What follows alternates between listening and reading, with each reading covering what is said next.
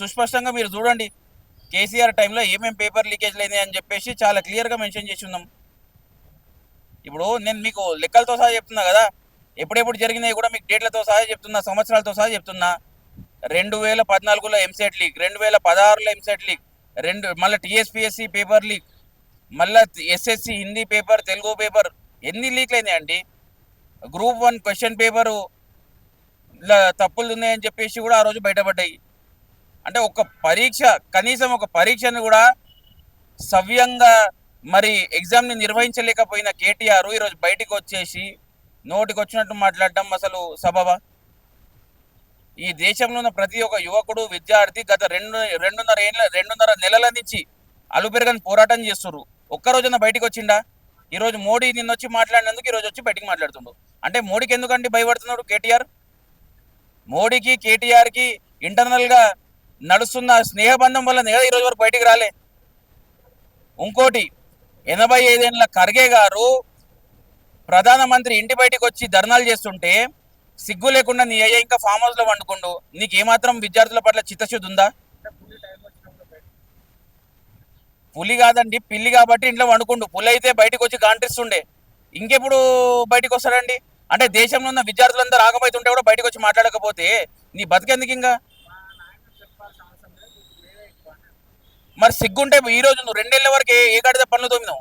ఇప్పటివరకు ఏం బీకినావు? 2 నెలల నుంచి విద్యార్థులు వెయిట్ చేస్తున్నారు కదా, ఎందుకు రాలే? ఈ రోజు సభ పెట్టినావు, దాంట్లో ఒక్క నీట్ విద్యార్థి ఉండా? ఒక్క నీట్ విద్యార్థి ఉండా? చూపి.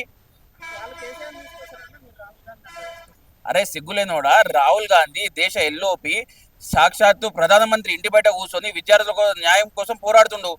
నువ్వు ఇక్కడ ధర్నా చౌక్, నువ్వు ఎత్తేసిన ధర్నా చౌక్ వచ్చి నువ్వు ధర్నా చేస్తున్నావు. నీకేం చిత్తశుద్ధి ఉంది? 10 ఏళ్ళు నువ్వు అధికారంలో ఉన్నప్పుడు ధర్నా చౌకే ఉండొద్దన్నావు. ఈరోజు అదే ధర్నా చౌక్ నీకు దిక్కైంది. కాంగ్రెస్ పార్టీ వచ్చాక రేవంత్ రెడ్డి గారు అధికారికంగా ధర్నా చౌక్ కొనసాగించాలి, ప్రజాస్వామ్యబద్ధంగా గొంతులు లేవెత్తాలంటే ధర్నా చౌక్ ఉండాలని చెప్పేసి నీకు అవకాశం కల్పించింది కాంగ్రెస్ ప్రభుత్వం.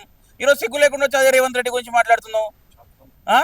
దేశవ్యాప్తంగా చాతుర్ంగి గుంజ్ అనే కార్యక్రమం తీసుకొని విద్యార్థులందరికీ కూడా భారతీయ జనతా పార్టీ విద్యార్థులను ఎట్లా మోసం చేస్తుందో అందరికి తెలియజేసే విధంగా రాహుల్ గాంధీ ప్రతి ఒక్క పోరాటం చేస్తుండు.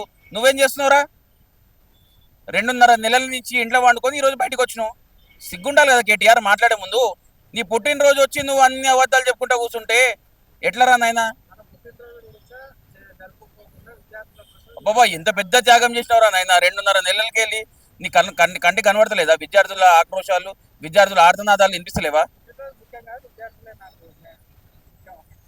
తెలుసు, రాత్రి మళ్ళా అదే జన్వాడ ఫామ్ హౌస్ లో డ్రగ్స్ పార్టీ ఉండుంటది కాబట్టి ప్రొద్దున ఈడు వచ్చి అబద్ధాలు చెప్పి రాత్రి పోయి ఎంజాయ్ చేద్దాం అనుకుంటుండు. ఇక్కడ చిత్తశుద్ధి ఉంది కేటీఆర్ కి.